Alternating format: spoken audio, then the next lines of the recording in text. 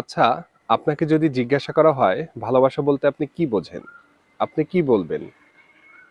হয়তো আপনি এটাকে আবেগীভাবে কোনো ইতিবাচক কথা বলবেন, নয়তোবা কঠিন বাস্তবতার নেতিবাচক কোনো কথা বলবেন। কবি ও সাহিত্যিকদের দৃষ্টিতেও ভালোবাসা শুধুমাত্র স্বর্গীয় সুখ নয়, বরং ভালোবাসা অনেক সময় কেবলই প্রতারণা, মোহ আর আসক্তি, যা মানুষকে শেষ পর্যন্ত ধ্বংসের দিকে নিয়ে যায়। আবার বিখ্যাত ঔপন্যাসিক পাওলো কোয়েলহো বলেছেন, love is the force that transforms and improves the soul of the world. ভালোবাসা পৃথিবীর আত্মাকে বদলে দেয়। সত্যি তো, পৃথিবীতে ভালোবাসাকে নিয়ে এমন অনেক ঘটনা রয়েছে যা আজও ইতিহাস হয়ে রয়েছে। সত্যিকারের ভালোবাসার শক্তি এতটাই প্রখর যে সেখানে জাত, ধর্ম, বর্ণ কিছুই বাধা হতে পারে না। তার একটি দৃষ্টান্ত আমাদের রাজবাড়িতে এইখানে 100 বছর আগে ঘটেছিল। আজ আপনাদের সেই ঘটনাটি বলবো। দেখুন, এই যে এখানে জঙ্গলের ভেতরে যেই ইটের স্থাপনাটি দেখতে পাচ্ছেন, এটা একটি কবর। এই কবরটির বয়স আনুমানিক প্রায় 100 বছর।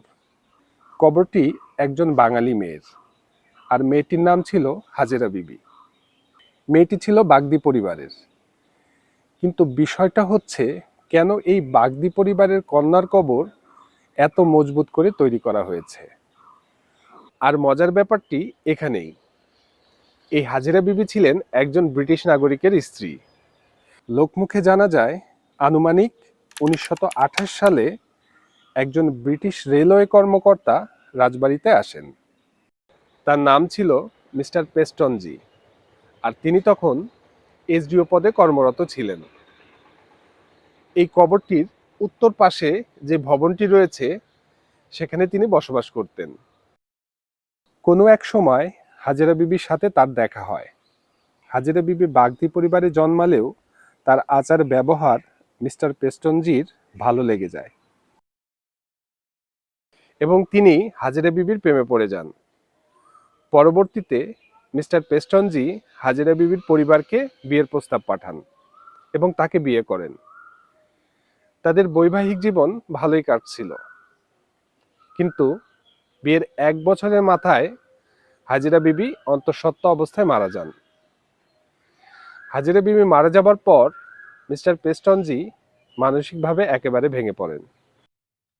রাজবাড়িতে বসবাসকারী স্থানীয় অনেকেই বলেন, মিস্টার পেস্টনজি হাজিরা বিবিকে কবরে শায়িত করার সময় স্ত্রীর প্রতি ভালোবাসা ও তার সম্মানে তিনি তখন এই কবরের ভেতরে অনেক সোনার গহনা রেখেছিলেন এবং এই কবরটি অনেক মজবুত করে তৈরি করেছিলেন। দেখুন, কবরটি যে সত্যি মজবুত করে তৈরি করা হয়েছিল তার অনেক নমুনা কিন্তু এখনো দেখা যাচ্ছে। পুরনো কবরটি চারপাশ ইট দিয়ে আটকানো এবং এর ছাদের উপর আবার আরো একটি বড় স্ল্যাব বসানো, যেন কেউ কবরটিকে ভেঙে ফেলতে না পারে। লোকমুখে জানা যায়, লোভে পড়ে অনেক মানুষ এই কবরের ভেতর থেকে সেই সোনার গহনাগুলো বের করার চেষ্টা করেছে, কিন্তু তারা সবাই ব্যর্থ হয়েছে। দেখুন, তার নমুনাও কিন্তু রয়েছে।